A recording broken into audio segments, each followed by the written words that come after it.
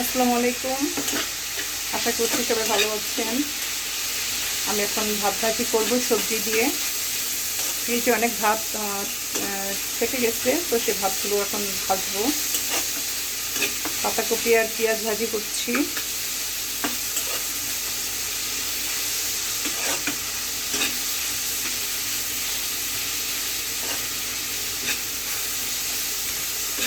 স্বাস্থ্য থাকলে মানুষের দুটো স্বাস্থ্য আছে, সেখানে ময়লাযুক্ত কাপড় থেকে সুগন্ধি আসে। আর স্বাস্থ্য ফুরাই গেলে সুগন্ধিযুক্ত কাপড় থেকেও দুর্গন্ধ আসে।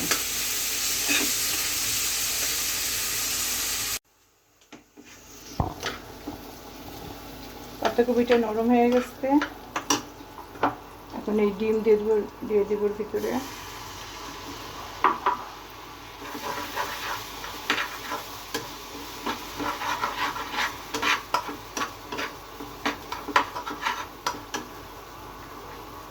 কাঁচা ঝাল কুচি,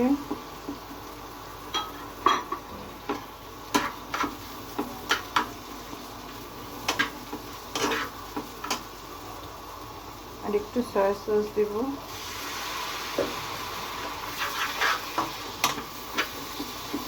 ডিমের গন্ধটা আসবে না।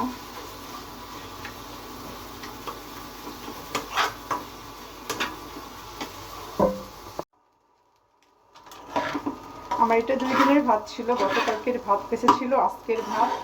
তো ভাবলাম যে এটা ভাজি করে ফেলি সবজি দিয়ে, ডিম দিয়ে, তো মজা লাগবে, সব খাওয়া হয়ে যাবে, ভাতটা নষ্ট হবে না। ভাতটা পড়ে থাকলে আর খাওয়া হয় না, সবাই শুধু গরম ভাত খেতে চায়। তো এটা ভাজা হয়ে গেল, সবাই মজা করে খাবে। কষ্টের পরিমাণ যখন অনেক বেশি বেড়ে যায়, তখন মানুষ কাঁদতে ভুলে যায়, মানুষ চুপ হয়ে যায় তখন।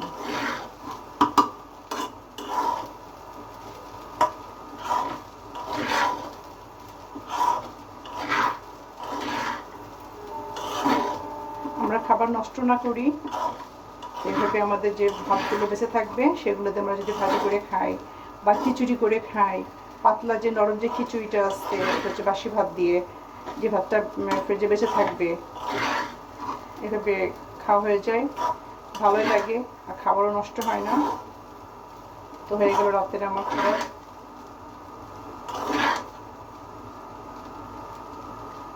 সবাই ভালো থাকবেন, আল্লাহ হাফেজ।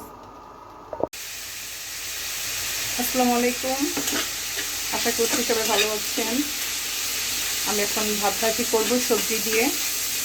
ফ্রিজে অনেক ভাত থেকে গেছে, তো সে ভাতগুলো এখন ভাজবো। পাতাকপি আর পেঁয়াজ ভাজি করছি।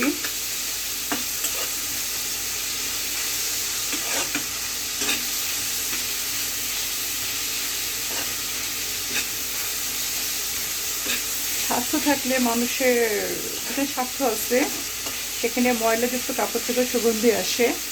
আর স্বাস্থ্য ফুরাই গেলে সুগন্ধিযুক্ত কাপড় থেকেও দুর্গন্ধ আসে।